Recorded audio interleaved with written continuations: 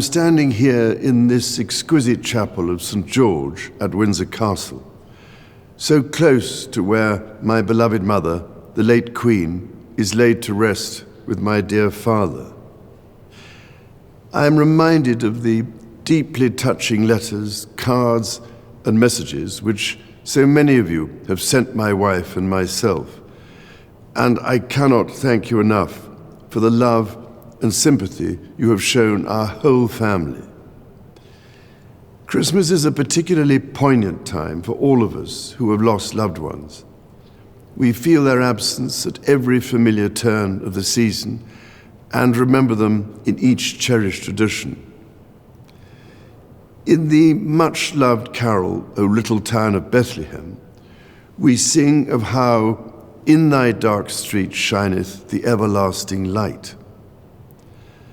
My mother's belief in the power of that light was an essential part of her faith in God, but also her faith in people, and it is one which I share with my whole heart.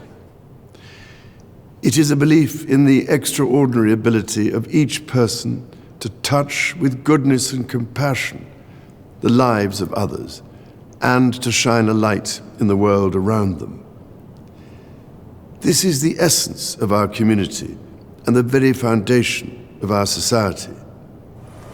We see it in the selfless dedication of our armed forces and emergency services, who work tirelessly to keep us all safe, and who perform so magnificently as we mourn the passing of our late Queen. We see it in our health and social care professionals, our teachers, and indeed all those working in public service, whose skill and commitment are at the heart of our communities. And at this time of great anxiety and hardship, be it for those around the world facing conflict, famine, or natural disaster, or for those at home finding ways to pay their bills and keep their families fed and warm, we see it in the humanity of people throughout our nations and the Commonwealth, who so readily respond to the plight of others.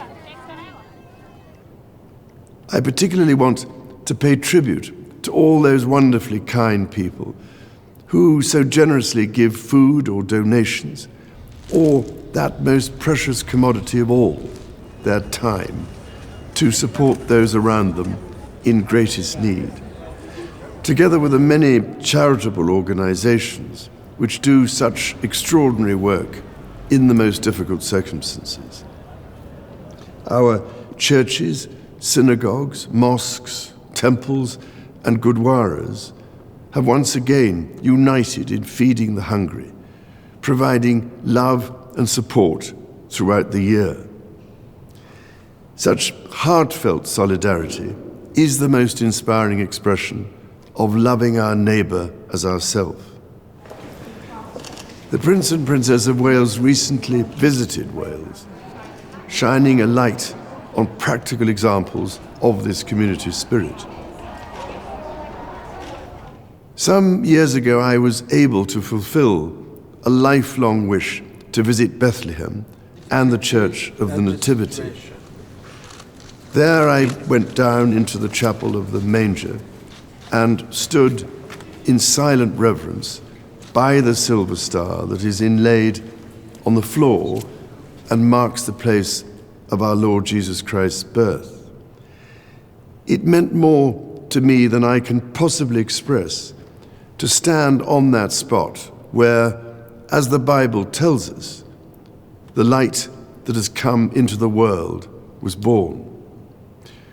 While Christmas is, of course, a Christian celebration, the power of light overcoming darkness is celebrated across the boundaries of faith and belief.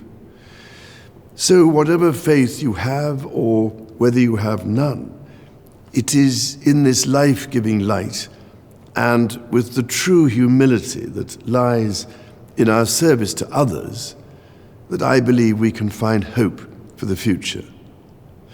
Let us therefore celebrate it together and cherish it always.